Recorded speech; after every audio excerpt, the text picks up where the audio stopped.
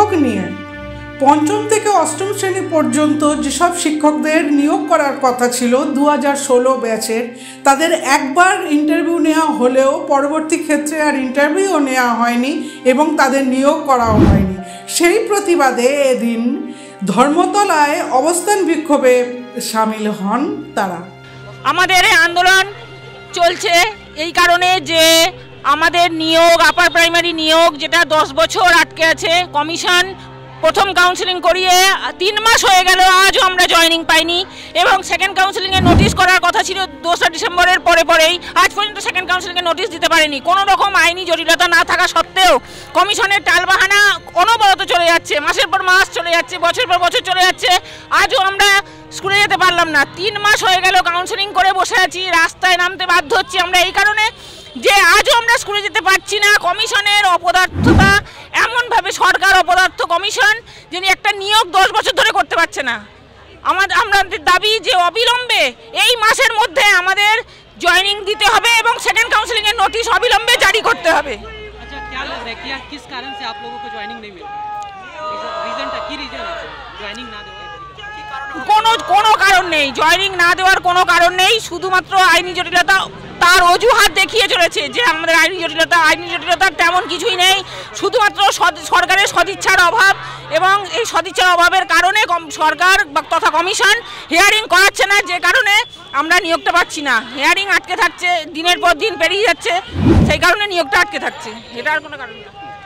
हम 2016 में एग्ज़ाम दिए थे और 2 बार इंटरव्यू दिए हैं, मेरिट लिस्ट में नाम आया है, फिर भी हम लोग को एक्सेप्टेंस लेटर मिल गया है, स्कूल चॉइस हो गया है, फिर भी हम लोगों को परमिशन नहीं मिल रहा है कि हम लोग स्कूल में पढ़ा सकें।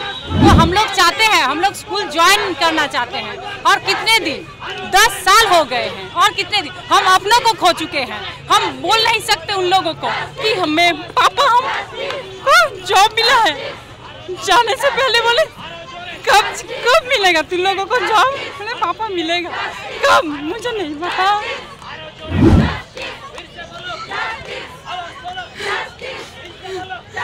जिन लोगों ने मुझे पढ़ा है मैं उन लोगों को ही बता नहीं सकती अभी कि सरकार की तरफ से अब तक कुछ दीजिए, और इंतजार नहीं होता, अब दीजिए। हम लोग पढ़ाई करके मेरिट लिस्ट में नाम आया है, हम लोग एलिजिबल हैं, प्लीज, और नहीं वोट यही महीने में दीजिए हम लोगों को, और नहीं। নিয়োগ প্রক্রিয়া চলছে, এর মধ্যে বিচার ব্যবস্থার একটা গড়িমসি আছে। 2 বিচারপতির মধ্যে সংঘাতে আমাদের হাইকোর্টে রায়টা আটকে গেল। তারপর এই দীর্ঘ আমরা 2 বার কাউন্সিলিংয়ে আমরা 2 বার কিন্তু পরীক্ষা দিয়েছি এবং 2 বার সফল হয়েছি, তারপরেও আমরা নিয়োগ করতে পারছি না। প্রাগ ঐতিহাসিক কাল থেকে এই নিয়োগ পরীক্ষা চলছে এবং সরকার আর কমিশন এই দুজনের মধ্যে একটা অশুভ আতাতের ফলে এই নিয়োগ প্রক্রিয়াটা আটকে আছে। একবার সরকার কমিশনকে দোষ দিচ্ছে, একবার কমিশন বিচার ব্যবস্থাকে পাচ্ছে। তো 3টে মূল বিষয়, বিচার ব্যবস্থা, সরকার আর কমিশন, একটা ত্রিভুজের 3টে দিকে যেমন থাকে সেইভাবে আপার প্রাইমারিকে যেন সরকার এই 3 দিকেই বলের মতো জাস্ট লাথি মেরে একবার বিচার সরকারের কাছে, একবার বিচার হাইকোর্টের কাছে, একবার কমিশনের কাছে বাড়ছে। যদি এই 3 জনের মধ্যে কেউই একজন সদর্থক পদক্ষেপ নিতেন তাহলে আজ আমাদের এই যোগ্য প্রার্থীরা রাস্তায় আসতো না।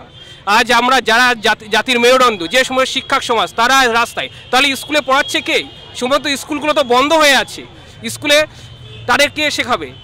তো এই জাতির মেরুদণ্ড আজ এখানেই যা ধ্বংস করে যাচ্ছে। বিচার ব্যবস্থা একদিকে যেমন বিচার ব্যবস্থার একটা গড়িমসি, কারণ 10 বছর হয়ে গেল বিচার ব্যবস্থা আমরা যোগ্য বিচার পেলাম না, কিন্তু এ কেমন বিচার? একটা বিচার 10 বছর ধরে কন্টিনিউ চলছে, তার কোনো রায় আসছে না।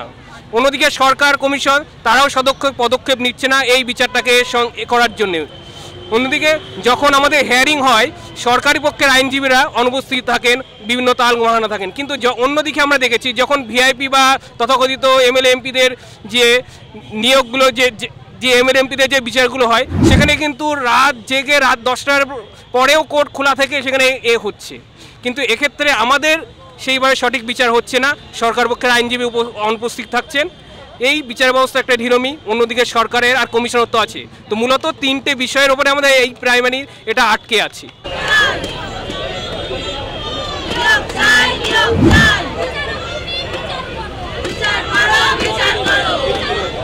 বছর ধরে আমরা দুবার ধরে ইন্টারভিউ দিয়ে বসে আছি, কিন্তু এই সরকার আমাদের নিয়োগ দিচ্ছে না। ডিসেম্বরে ফার্স্ট কাউন্সিলিং হয়ে গিয়ে তাদের স্কুল চয়েস হয়ে গেছে, কিন্তু তাদের জয়েনিংও দিচ্ছে না এবং সেকেন্ড কাউন্সিলিংয়ের নোটিশ দিচ্ছে না। আমরা চাই যাতে নিয়োগটা দ্রুত করুক, এই মাসেতেই নিয়োগ হোক এবং ধারাবাহিক কাউন্সিলিং হোক, এটাই সরকারের কাছে আমাদের আবেদন।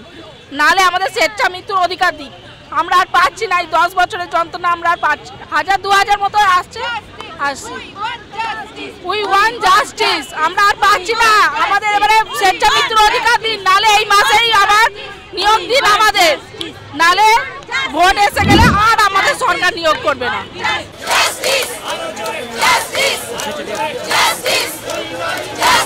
ব্যুরো রিপোর্ট, সূত্রকার সংবাদ।